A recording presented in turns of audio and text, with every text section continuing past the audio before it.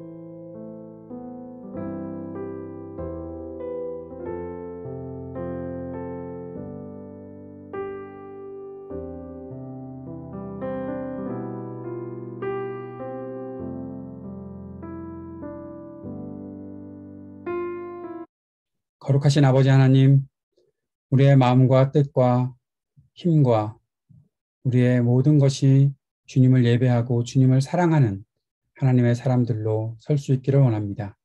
이 시간 우리 모두에게 한 마음을 허락하여 주시고 주님의 인도하심 안에 주님의 영광을 바라보는 예배자들 되도록 주님 도우시고 함께하여 주옵소서. 예수님 이름으로 기도드립니다. 아멘.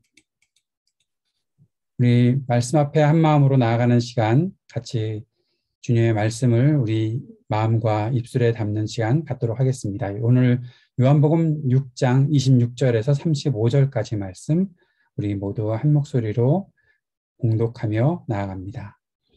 예수께서 대답하여 이르시되 내가 진실로 진실로 너희에게 이르노니 너희가 나를 찾는 것은 표적을 본 까닭이 아니요 떡을 먹고 배부른 까닭이로다. 썩을 양식을 위하여 일하지 말고 영생하도록 있는 양식을 위하여 하라. 이 양식은 인자가 너희에게 주리니 인자는 아버지 하나님께서 인치신 자니라. 그들이 묻되 우리가 어떻게 하여야 하나님의 일을 하오리이까? 예수께서 대답하여 이르시되 하나님께서 보내신 이를 믿는 것이 하나님의 일이니라 하시니 그들이 묻되 그러면 우리가 보고 당신을 믿도록 행하시는 표적이 무엇이니이까? 하시는 일이 무엇이니이까? 기록된 바 하늘에서 그들에게 떡을 주어 먹게 하였다 함과 같이 우리 조상들은 광야에서 만나를 먹었나이다. 예수께서 이르시되 내가 진실로 진실로 너희에게 이르노니 모세가 너희에게 하늘로부터 떡을 준 것이 아니라 내 아버지께서 너희에게 하늘로부터 참 떡을 주시나니 하나님의 떡은 하늘에서 내려 세상에 생명을 주는 것이니라. 그들이 이르되 주여 이 떡을 항상 우리에게 주소서. 예수께서 이르시되 나는 생명의 떡이니 내게 오는 자는 결코 줄이지 아니할 터이요 나를 믿는 자는 영원히 목마르지 아니하리라. 아멘. 함께 찬양 드리겠습니다.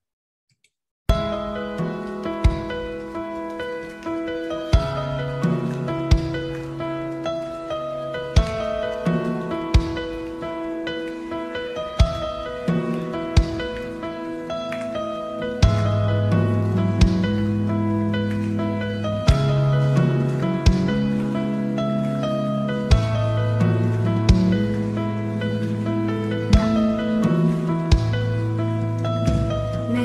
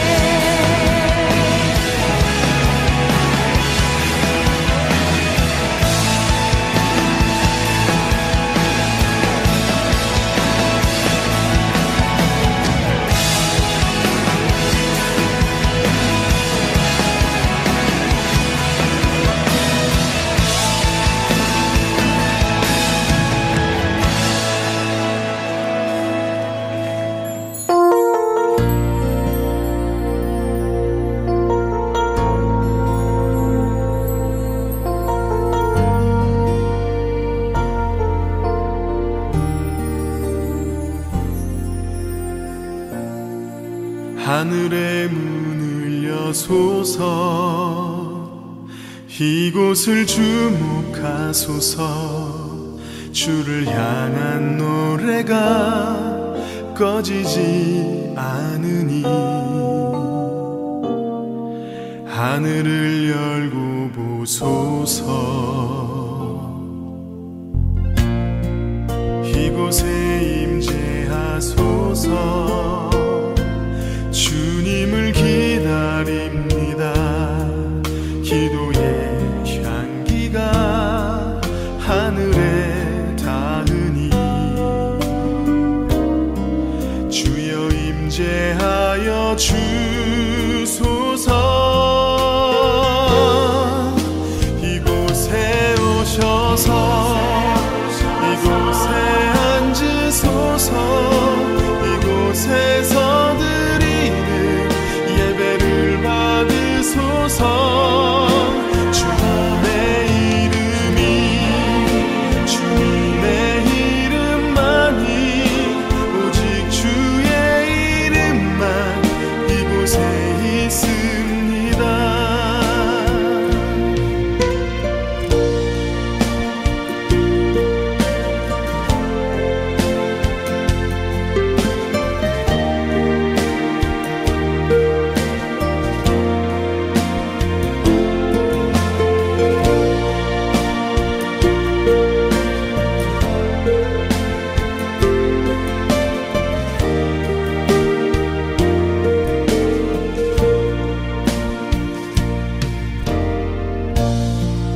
하늘의 문을 여소서 이곳을 주목하소서 주를 향한 노래가 꺼지지 않으니 하늘을 열고 보소서 이곳에 임재하소서 주님을 기다립니다. 기도의 향기가 하늘에 닿으니 주여 임재하여 주소서 이곳에 오셔서 이곳에 앉으소서 이곳에서 예배를 받으소서 주님의 이름이 주님의 이름만이 오직 주의 이름만 이곳에 있습니다. 이곳에 오셔서 이곳에 앉으소서 이곳에서 드리는 예배를 받으소서 주님의 이름이 주님의 이름만이 오직 주의 이름만 이곳에 있습니다. 주님의 이름이 주님의 이름만이 오직 주의 이름만 이곳에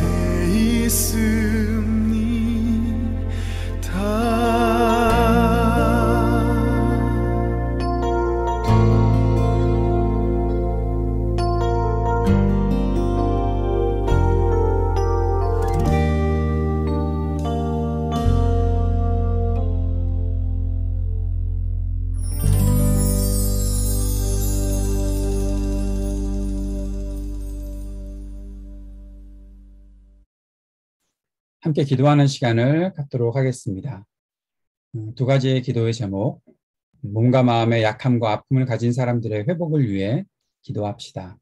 우리가 기억하고 있는 사람들, 또 지금 우리에게 떠오르는 사람들을 위해서 함께 기도하고 중보했으면 좋겠습니다. 그리고 고통이 지속되는 나라들의 국민들을 위해서도 기도했으면 좋겠습니다. 하이티를 위해서, 또 미얀마를 위해서, 그 외에 여러 곳곳에서 아직도 아픔 가운데 있는 고통받는 사람들을 위해 이 시간 같이 기도를 모았으면 좋겠습니다. 또 우리 교회의 시작과 세워짐에 필요한 모든 과정이 순탄하기를 위해서 주님의 뜻과 인도에 우리 모두가 잘 따라갈 수 있도록 지혜와 분별력, 용기와 믿음을 허락하여 주옵소서. 주님 앞에 같이 기도하면 좋겠습니다. 같이 마음 모아 기도하는 시간 갖겠습니다.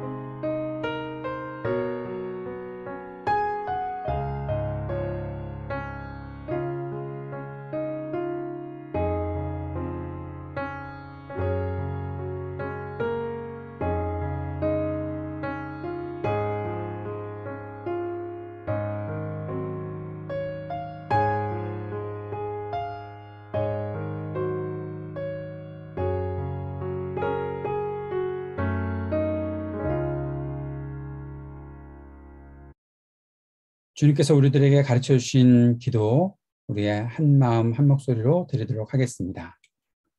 하늘에 계신 우리 아버지여, 이름이 거룩히 여김을 받으시오며 나라가 임하시오며 뜻이 하늘에서 이루어진 것 같이 땅에서도 이루어지이다. 오늘 우리에게 일용할 양식을 주시옵고 우리가 우리에게 죄 지은 자를 사하여 준 것 같이 우리의 죄를 사하여 주시옵고 우리를 시험에 들게 하지 마시옵고 다만 악에서 구하시옵소서. 나라와 권세와 영광이 아버지께 영원히 있사옵나이다. 아멘. 오늘 함께 나눌 말씀은 요한복음 5장 1절에서 9절까지 말씀입니다. 공독하고 말씀 나누도록 하겠습니다. 그 후에 유대인의 명절이 되어 예수께서 예루살렘에 올라가시니라. 예루살렘에 있는 양문 곁에 히브리 말로 베데스다라 하는 못이 있는데 거기 행각 5이 있고 그 안에 많은 병자, 맹인, 다리 저는 사람, 혈기 마른 사람들이 누워 물의 움직임을 기다리니 이는 천사가 가끔 못에 내려와 물을 움직이게 하는데 움직인 후에 먼저 들어가는 자는 어떤 병에 걸렸든지 낫게 되밀어라. 거기 38해 된 병자가 있더라. 예수께서 그 누운 것을 보시고 병이 벌써 오래된 줄 아시고 이르시되 내가 낫고자 하느냐. 병자가 대답하되 주여 물이 움직일 때 나를 못에 넣어주는 사람이 없어 내가 가는 동안에 다른 사람이 먼저 내려가나이다. 예수께서 이르시되 일어나 내 자리를 들고 걸어가라 하시니 그 사람이 곧 나아서 자리를 들고 걸어가니라. 이날은 안식일이니. 오늘 본문 말씀을 가지고 은혜 받은 사람, 또 은혜 받은 교회답게 사는 것은 어떤 것일까 잠시 생각해 보도록 하겠습니다. 오늘 이 본문 말씀은 오랜 시간, 38년 동안 아픔을 가진 사람의 이야기이죠. 아주 오래전에 제가 LA에서 사역을 할 때 LA에서 있던 교회가 38주년 기념 예배를, 기념 부흥회 및 기념 주일 예배를 드리게 되었던 때가 있었습니다. 교회가 굉장히 힘든 때를 맞이하고 있었습니다. 교회 안에는 뭐 전쟁이라고 표현할까요? 그렇게 표현돼도 과언이 아닐 정도로 힘든 상황들이 계속 지속되고 있었던 때였습니다. 그때 이제 부산에서 오신 목사님이 부흥회를 인도하시는데 주일에 저희가 5번 예배를 드리게 되는데 부흥회를 하시다가 금요일이었나 그때 주일 일부 예배가 7시에 있는데 7시 예배를 설교를 못 하시겠다 그러시더라고요. 힘들으셔서. 그래서 그럼 누가 설교를 해야 되나, 뭐 38주년 기념주일이니까 담임 목사님 설교하시는 것이 맞겠지, 그렇게 하실 거라고 생각을 하고 있었는데 갑자기 담임 목사님이 저한테 일부 예배 설교를 해라 라고 말씀을 하셨어요. 영광스러운 일이잖아요. 창립 기념 주일날 부목사가 설교를 한다라는 것 자체가 참 감사한 그런 기회가 되는 것 같아서 설교를 하겠습니다 하고 설교 준비를 금요일 저녁부터 시작을 했는데 성경을 읽고 있다가 제 마음속에 38주년 기념주일 38년 된 병자의 이야기를 설교를 해야 되겠다라는 그런 생각이 갑자기 마음속에 딱 와닿더라고요. 근데 저를 참 아껴주셨던 선교사님이 같이 교회에서 선교 목사로 사역하고 계셨는데 저한테 오셔서 본문 정했어? 어떻게 할 거야? 그렇게 물어보시더라고요. 토요일 새벽이었어요. 그래서 제가 38년 된 병자의 이야기를 하려고 합니다. 그랬더니 제발 좀 하지 말라고. 왜냐하면 제가 그러려고 그랬거든요. 교회가 뭐 반복되는 아픔이 계속해서 있는데 반복되는 아픔을 갖고 자꾸 싸우는 교회를 가만히 보니 38년 된 병자의 이야기나 교회 이야기나 그닥 다를 것이 없는 것 같다라는 생각이 돼서 이거 본문 설교하겠다고 그렇게 했더니 아주 강력하게 뜯어 말리셔서 그때 본문을 바꾸고 에베소서 설교를 했던 것 아직도 생생하게 기억이 납니다. 오늘은 우리가 38주년 기념주일도 아니니까 한번 이 본문을 생각해 보는 것도 좋지 않을까 싶네요. 여러분, 38년 동안 같은 아픔을 가지고 있다, 힘든 상황을 겪고 있다 라는 그런 상황을 아마 경험해 보지 못한 사람들은 모를 것 같아요. 제가 저희 부모님을 모시고 살지만 부모님의 약함을 이렇게 옆에서 보면서 마음속에 속상함, 아주 힘든 그런 상황들이 계속해서 반복이 되는데 그런 것을 보면서도 제 마음속에 참 이거 어찌 해야 되나 싶은 생각이 드는데 경험을 못 해보면 그 자리에 같이 있지 않으면 참 어떻게 이해하기도 공감하기도 어려운 일들이다라는 생각이 들더라고요. 베데스다 못에 대한 이야기가 나오는데 여기는 많은 병자들이 모여서 뭔가를 기다리고 있다라고 이야기하고 있습니다. 성경 본문에 보면 괄호치고 나타나는 본문이 있죠. 가끔 천사가 와서 물을 움직인다고 합니다. 그때 그 물이 움직일 때 가장 먼저 들어가는 사람이 병이 낫는다라는 그런 이야기가 있기 때문에 사람들이 그 자리에 모여 있다는 거죠. 왜 가끔 그런 일이 일어날까? 매일 일어나는 것도 아니고 그 가끔은 얼마 만에 한 번을 일어나는 일을 가리키는 것일까? 그런 궁금함도 생기더라고요. 사람들이 넋놓고 보고 있는데 아마 그런 일들이 있었던 것 같기도 합니다. 38년 된 병자의 이야기 속에는 내가 먼저 가지 못하고 다른 사람이 나보다 먼저 간다라고 이야기하는 거 보니까 뭔가 그런 일들이 일어났던 것 같기는 합니다. 어쨌든 그런데 왜 그 일은 가끔 일어나는 것이고 수많은 사람들은 그 못이 움직이는 것을 보고 있는 그 광경은 과연 어떤 것일까? 한번 여러분 상상력을 동원하셔서 그 일들을 한번 생각해 보시죠.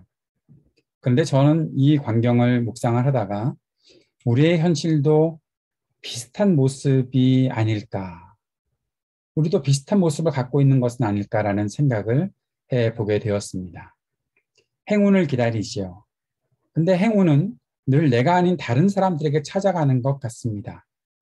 한 번쯤 다른 사람을 이겨보고 싶은데 타고난 강자를 이길 힘은 전혀 내 속에 찾아볼 수가 없는 그런 것을 늘 느끼며 살고 있지요. 뭔가 일이 일어나면 저것이 내 것이 되어야 될 텐데 왜 저것은 내 것이 되지 않는 것일까? 내가 원하는 일들을 이루기 위해서 누군가를 이겨보고 싶은데 이미 태어날 때부터 이기도록 태어난 사람들과 내가 어떻게 공정한 경쟁을 해나갈 수 있을까? 세상은 공평한가? 그런 한탄, 그런 일들이 우리들에게 반복되고 있는 것은 아닐까? 그러면서 우리가 갖고 있는 현실도 또 베데스다와 못과 같이 똑같은 모습을 갖고 있는 것은 아닐까 하는 그런 생각을 해보게 되었습니다. 이 환자에게, 이 병자에게 한 번 더 집중을 해봅시다. 38년 동안 그는 같은 자리에 있었을까요? 그가 할 수 있는 일은 정말 아무것도 없었을까요? 그런 생각도 하게 되더라고요. 그 베데스다라는 못에 이 사람이 38년 동안 있었던 것인지 아니면 몇 년 전에 여기를 알고 찾아온 것인지 그러한 정보는 우리들에게 없으니까요. 그가 물론 오래되었다는 것은, 그가 오랫동안 그 자리에 있었다는 것은 분명히 우리가 추측해 볼 수 있지 않을까 싶습니다. 그의 말을 통해서 자기보다 먼저 그 속에 내려가는 사람이 있다라는 그런 이야기를 분명히 했었고, 또 그것이 가끔 일어나는 일인데 그 가끔 일어나는 일을 몇 차례 그가 경험을 했다면 그는 그 자리에 오래 있었을 것 같아요. 그런데 그가 할 수 있는 일은 정말 아무것도 없었을까요? 그는 어떤 자리에서 그 못의 움직임을 기다리고 있었을까요? 불편한 자리였을까요? 편안한 자리였을까요? 내가 여기 먼저 와 있는 사람이야 라는 것을 혹시라도 다른 사람들에게 말하고 싶은 그런 마음은 없었을까요? 내가 선착순으로 번호표를 뽑아들었다면 내가 번호표 1번이야.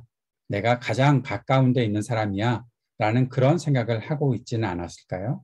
그런데 그에게는 힘이 없으니, 못이 움직일 때 누가 순서 기다려주지 않으니 먼저 들어가는 사람만 낫는다라는 것을 그가 경험하고 있었던 것이죠. 본문을 읽으면서 저는 좀 짓궂은 상상도 하나 해보았는데, 천사가 그 못을 움직인다고 했으면 천사가 뭔가 하나님께로부터 보냄을 받은 천사였다면 한 1, 2, 3등 정도는 낫게 해줘야 되는 거 아닙니까? 그런데 왜 먼저 들어가는 사람 1등만 낫게 해주는 걸까? 뭐 그런 생각도 해보게 되고요. 결국 1등만이 남는 이 더러운 세상, 그런 말을 사람들이 하게끔 만든 것이 아니겠는가 싶습니다. 이 병자에게는 원망만 남았던 것 같거든요. 예수님께서 그에게 찾아가셨고 그리고 그에게 낫기를 원하느냐라고 물으셨습니다. 그런데 예수님은 왜 그에게 낫기를 원하느냐라고 물으셨을까요? 여러분, 병원에 찾아간 사람은 다 낫기를 원해서 찾아가는 것 아닙니까? 낫기를 원하지 않으면 왜 병원을 가겠습니까? 병원에 끌려온 사람을 본 적도 있습니다. 자식들에게 끌려서 병원에 억지로 찾아온 부모를 본 적도 있습니다. 그래서 병원에서 도망치는 부모를 본 적도 있었습니다. 제 부모님 이야기하는 건 아니고요. 그런데 병원에 왔다면, 지금 이 베데스다라는 근처에 와 있다면 낫기를 원하는 것은 분명한 것 아닐까요?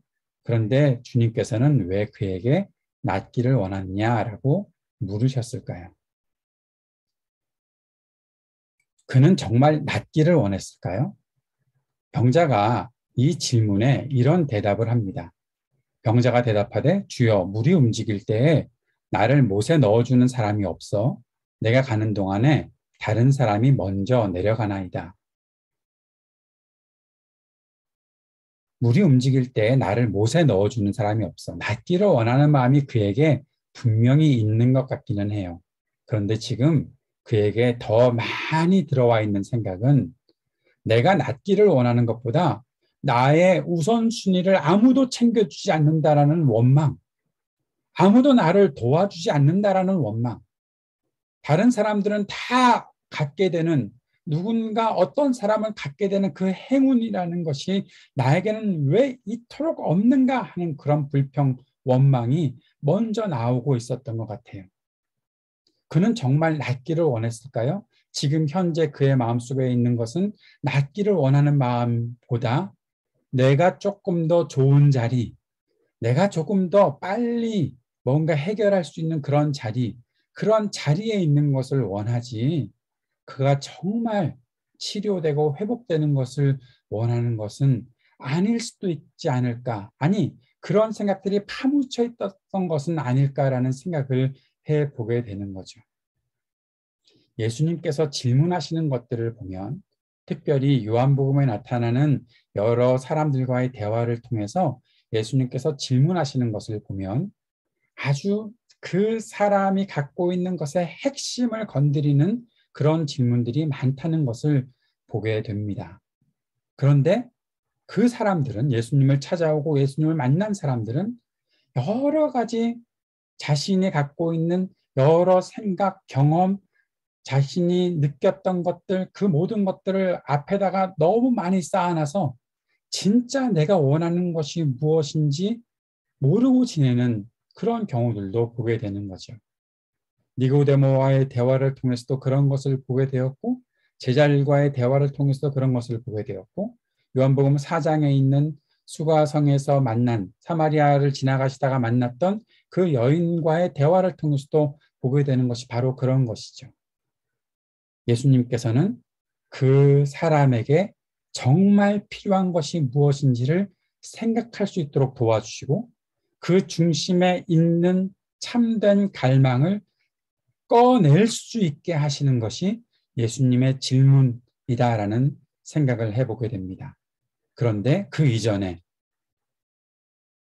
그 사람들과의 대화를 통해서 내 자신이 그 사람 자신이 얼마나 헛되고 아니면 쓸데없는 것들 아니면 좀 쓸모는 있을지 모르겠지만 이유가 불분명한 것들로 자신의 진짜 필요가 무엇인지 모른 채 그 어떠한 많은 껍데기들로 가려져 있는 모습들이 있다는 거죠. 그것을 발견하게 된다는 것이죠. 너 낫기를 원하느냐? 그 질문을 했을 때 이 병자의 대답을 통해서 그런 것을 보게 됩니다. 낫기를 원한다는 단순한 대답을 하지 못하고 원망하고 불평하고 왜 나에게는 행운이 찾아오지 않는 겁니까? 왜 나는 다른 사람을 이기지 못하는 겁니까? 왜 다른 사람들은 나를 도와주지 않는 겁니까? 왜 다른 사람들처럼 나는 조금 더 먼저 갈 수 있는 일을 하지 못하는 겁니까? 세상이 나를 이렇게 만들었네요. 내가 살고 있는 이 현실이 너무나 버겁네요. 등등의 대답을 하게 된다는 것이죠. 우리도 그런 것이 아닐까 싶습니다. 정말 너 원하는 것이 무엇이니? 라고 주님께서 우리에게 물어보실 때, 또 누군가 나에게 찾아와서 당신이 원하는 것은 무엇입니까? 라고 물어보았을 때, 2016년 5월 31일에 제가 이제 모든 목회에 대한 꿈을 접고 그냥 아주 자연인으로 살겠다라는 그러한 생각을 했던 적이 있습니다. 똑같은 경우였던 것 같아요.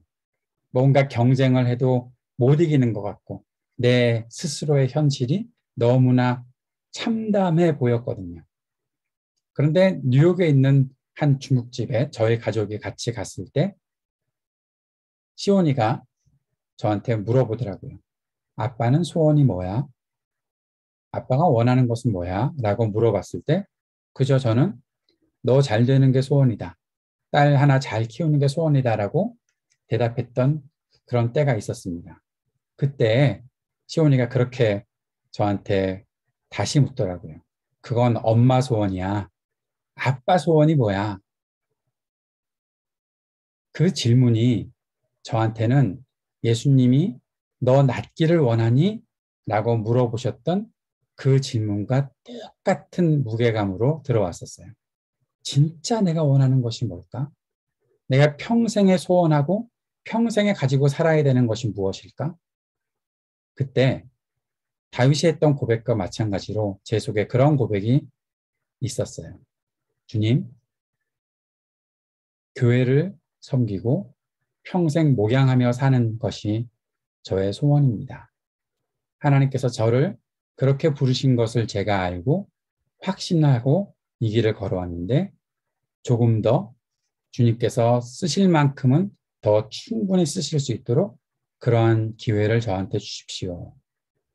다 포기하고 싶었고 다 내려놓기를 원했는데 그때 한 번에 다른 질문이 저에게 찾아왔을 때 제가 원하는 것이 무엇이었는지 그렇게 주님 앞에 말씀드렸던 적이 있었습니다. 그리고 나서 에임스 반석교회를 만나게 되었던 그런 경험도 있습니다. 여러분은 무엇을 원하십니까?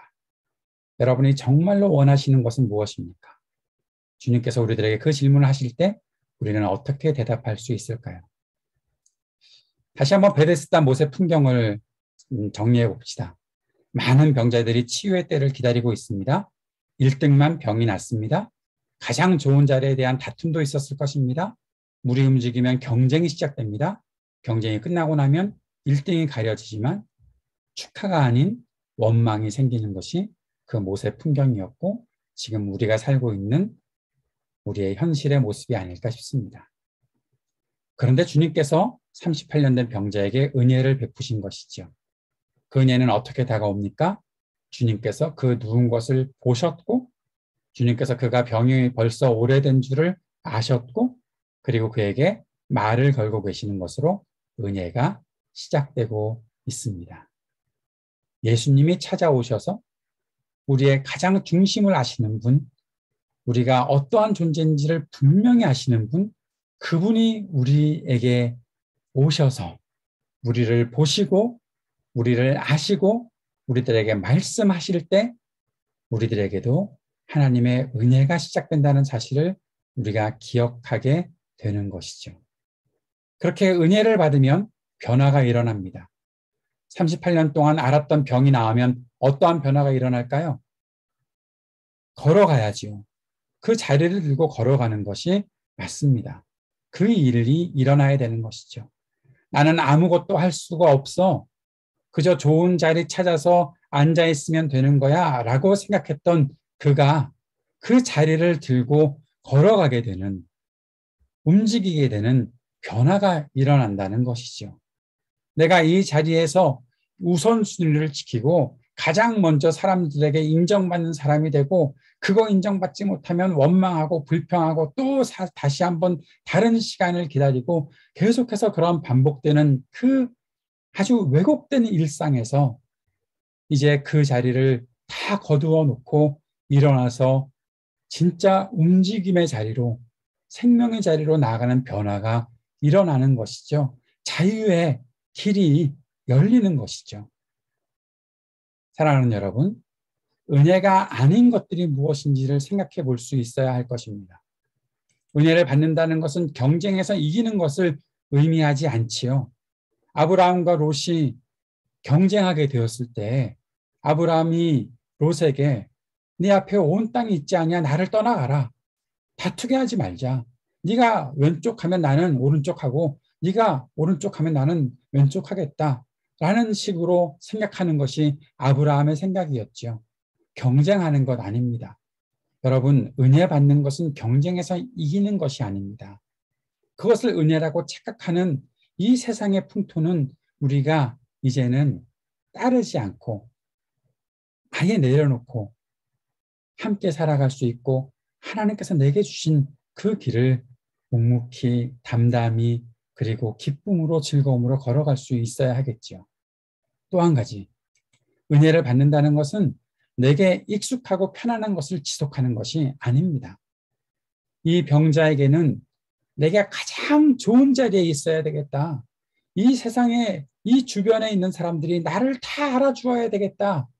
그러한 자신의 편안한 것을 그렇게 지속시키고 싶었는데 주님의 은혜, 주님께서 그를 보시고 그를 아시고 그에게 말씀하시고 그에게 다가오시는 그 놀라운 은혜를 받았을 때에 그는 하나님의 은혜를 받는다는 것은 내가 원하는 것이 이루어지는 것이 아니구나. 약간 불편할지 모르겠지만 일어나서 걸어가야 하는 것이구나. 그것을 알게 되는 그런 일들이 생겼던 거죠. 우리에게도 마찬가지입니다. 내가 익숙한 자리니 이곳에 나를 편안히 있게 해주십시오. 이렇게 계속해서 그런 일들이 내게 반복되고 있으니 나는 은혜를 받고 있습니다. 여러분, 그것이 은혜라고 주님이 말씀하지 않으시면 아닌 거죠. 주님이 우리를 그런 자리로 인도해 주신 것이 아니라 내가 그저 여기가 좋사오니 하고 있으면 그것은 은혜의 자리가 아닌 것이죠. 또 한 가지, 은혜를 받는다는 것은 자신이 원하는 것을 지불할 대가를 치르고 받아내는 것이 아니다라는 거죠. 내가 조금 더 할 수 있는 능력이 있으니 그래서 내가 다른 사람들보다 먼저 가서 물에 들어가서 내가 나았다. 여러분, 그렇게 하는 것이 은혜가 아니라는 거예요. 우리가 아는 은혜는 무엇입니까? 에베소 2장 8절 9절의 말씀 그대로 너희는 그 은혜에 의하여 믿음으로 말미암아 구원을 받았으니 이것은 너희에게서 난 것이 아니요 하나님의 선물이라. 행위에서 난 것이 아니니 이는 누구든지 자랑하지 못하게 함이라.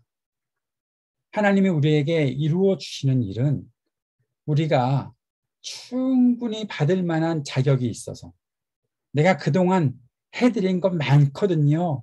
하나님, 내가 이 정도로 헌신하고 살았고 이 정도로 착하게 살았고 이 정도로 정의롭게 살았고 이 정도로 충분히 잘하며 살아왔으니 하나님 주실 것은 주셔야죠. 그렇게 해서 받아내는 것은 은혜라고 말하는 것이 아니죠. 내가 그저 하나님 의지하고 살아갈 수밖에 없는 나는 약한 존재입니다. 그저 주님이 나를 쓰고 싶으실 때 쓰시도록 나는 그저 주님 앞에 있을 뿐입니다. 하나님이 나를 사용하신다면 내가 무슨 일을 자랑하겠습니까? 나는 그저 무익한 종일 뿐입니다. 그 나를 쓰심에 내가 감사할 뿐입니다.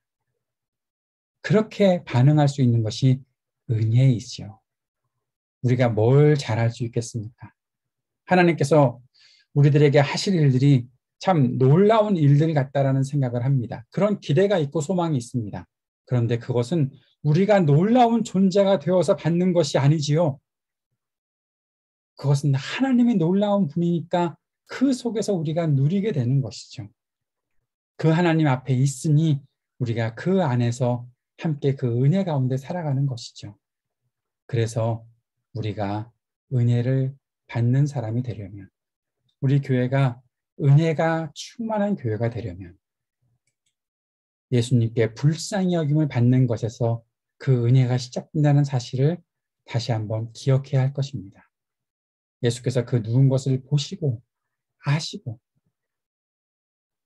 우리가 누워있는 것, 우리가 아무것도 할 수 없다는 것을 분명히 보시고 아실 때 그 은혜가 시작된다라는 거죠. 지난 주일에도 부모님과 함께 지내고 있는 저의 상황이 너무 쉽지 않아서 저는 제가 참 멘탈 갑이라는 소리를 듣고 사는 사람이거든요. 특별히 어디에 어떤 장소에 가든지. 그런데 제가 정말 연약한 뿐만 아니라 아주 그냥 형편없는 사람이라는 사실을 제가 느끼며 지내고 있는 것이 요즘의 생활입니다.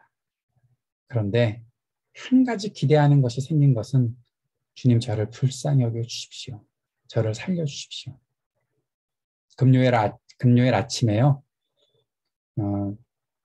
주간보호센터에 가셨던 부모님이 오전에 돌아오셨어요. 왜냐하면 또 의심 환자가 나왔다는 것 때문에. 그때 제가 그 전화를 받고 아버지 어머니가 집으로 오고 계시다는 소리를 듣고 엎드려서 기도했던 것이 무엇인가 하면 주님 살려주십시오. 격리 열흘 또 시작되면 저는 숨 막혀서 또 죽을지도 모릅니다. 저를 살려주십시오. 간절히 기도했는데 참 감사하게도 어제부터 다시 가실 수가 있게 되어서 어제 아침에 그 소식을 듣고 내가 호흡이 이렇게 되더라고요. 금요일 오후부터 시작해서 토요일 아침까지 호흡곤란증이 왔는데 호흡이 되더라고요. 아, 불쌍히 여겨주시는구나. 사람들은 기적 같은 삶, 뭐 그렇게 저한테 표현하신 목사님도 계시는데, 뭐 제게 있어서의 기적은 숨 쉬는 겁니다. 그런데 그 일을 위해, 그렇게 우리를 위해 하나님이 일하신다는 거죠. 왜냐하면 우리를 위해 일하시는 아버지 하나님으로부터 온다는 것입니다. 안식일이었는데 너 왜 안식일에 짐 들고 걸어가냐? 예수님께 너 왜 안식일에 병자 고치냐? 그때 예수님께서 하셨던 말씀이 내 아버지께서 이제까지 일하시니 나도 일한다 하시매. 여러분 이 본문을 우리가 우리 하나님은 부지런한 분이구나. 그래서 쉴 새 없이 일하시는구나. 그렇게 우리가 생각하고 그냥 넘어가지 않았으면 좋겠습니다. 더 깊은 것은 왜 일하시는가? 나를 위해. 우리를 구원하시기 위해. 우리가 병으로 앓고 있으니까. 우리가 너무 심각하게 숨을 쉬지 못하고 있으니까. 이 땅의 교회들이, 이 땅의 한국 교회가, 이 세상이 너무나 아파하고 있으니까. 이 땅을 보시고, 이 땅을 아시고, 이 땅을 향해 말씀하시는 그 주님이 지금도 일하고 계시는 그 일들을 우리가 바라보고 느낄 수 있었으면 좋겠습니다. 그 주님이 우리를 위해, 우리 아버지 하나님께서 우리를 위해 일하고 계시는 것이죠. 사랑하는 여러분, 은혜는 우리가 세운 모든 생각을 뛰어넘습니다. 우리가 갖고 있는 모든 생각들을 그리스도께 완전히 복종시키는 것이 있어야 합니다. 하나님을 아는 것을 대적하여 높아진 것을 다 무너뜨리고 모든 생각을 사로잡아 그리스도께 복종하게 하는 그러한 하나님의 은혜가 있다는 사실을 알고 그 앞에 우리가 겸손해져야 될 것입니다. 은혜는 하나님과 주 예수님을 알고 겸손할 때 더욱더 풍성해진다는 사실을 우리가 꼭 기억합시다. 베드로서 1장 2절 말씀, 하나님과 우리 주 예수를 알므로 은혜와 평강이 너에게 더욱 많을지어다 말했던 베드로 사도의 그 말처럼 예수를 알므로, 하나님을 알므로 더 풍성한 은혜를 우리가 누릴 수 있게 해주십시오. 그렇게 주님을 알아갈 수 있었으면 좋겠습니다. 그러한 겸손함이 우리에게 있기를 원합니다. 하나님은 교만한 자를 물리치시고 겸손한 자에게 은혜를 주신다. 더욱 큰 은혜를 주신다. 말씀하시는 야고보 사도의 그 말씀을 우리가 기억해야 할 것입니다. 은혜는 우리가 대가를 지불하고 얻은 것이 아니기에 겸손과 연결되어 있다는 사실을 꼭 기억하고 주님 우리를 불쌍히 여겨 주십시오라는 그런 마음을 가지고 주님 앞에 나아갈 수 있었으면 좋겠습니다. 사랑하는 여러분, 경쟁에서 승리하는 것이 삶의 원칙이라고 생각하는 이 세상에 교회조차도 경쟁에서 살아남아야 한다라고 생각하고 있는 이 땅의 교회들에 하나님의 은혜가 실제한다라는 사실을 증거하는 하나님의 사람으로 저와 여러분이 살아가고 하나님의 교회로 우리가 세워줄 수 있기를 간절히 기도하며 나아갑시다. 기도하겠습니다. 하나님 아버지, 오늘도 우리에게 은혜를 베풀어 주옵소서. 우리를 불쌍히 여겨 주옵소서. 우리가 숨 쉴 수 있게 해 주옵소서. 주님의 놀라우신 은혜 안에 날마다 살아가는 하나님의 백성들 될 수 있도록 인도하여 주옵소서. 예수님 이름으로 기도드립니다. 아멘. 함께 찬양 드리겠습니다.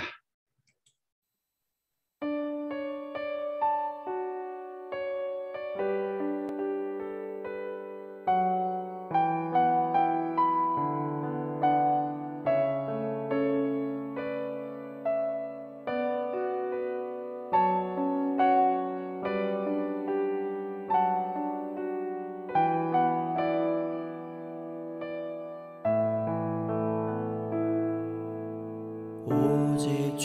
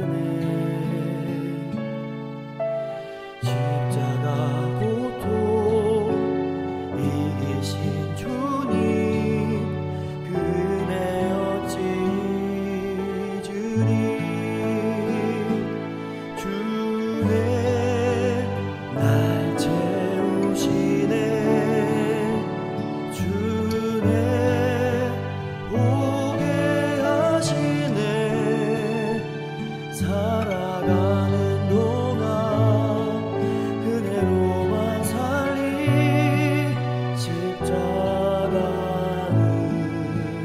은혜로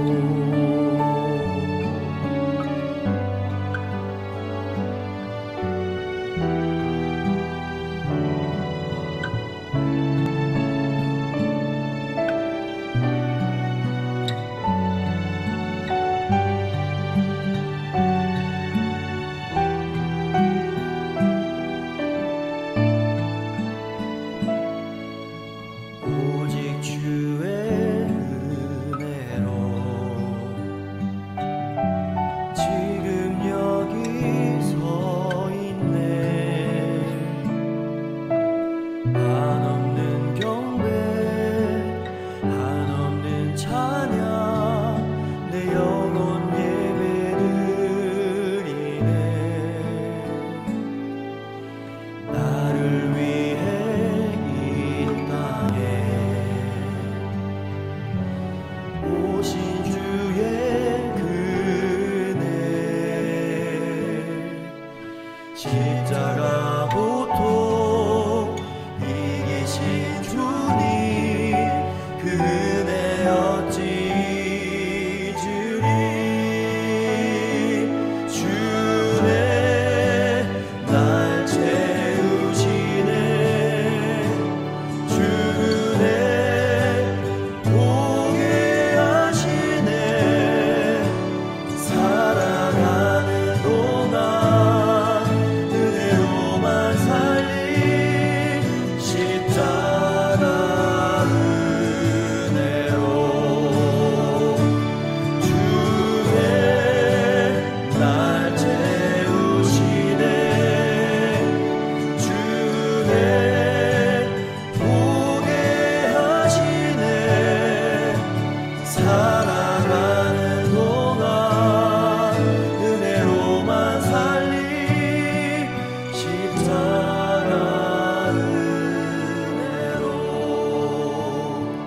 살아가는 동안 은혜로만 살리 십자가 은혜로.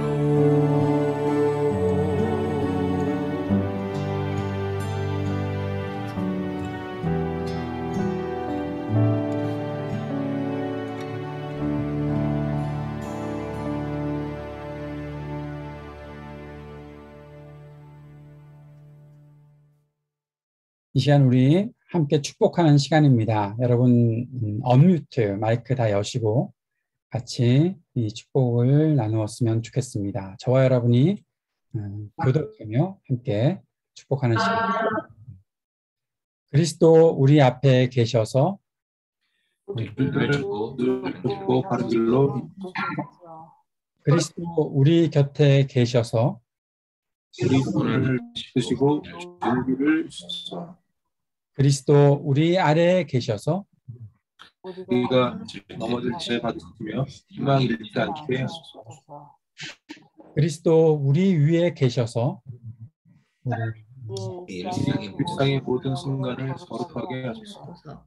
그리스도 우리 안에 계셔서 우리가 그리스도의 열매를 맺게 하소서. 성삼위 하나님 항상 우리와 함께 처음부터 처음과 같이 지금도 그리고 영원히. 주 예수 그리스도의 은혜와 하나님의 사랑과 성령의 사귐이 우리 모두와 함께하기를 기도합니다.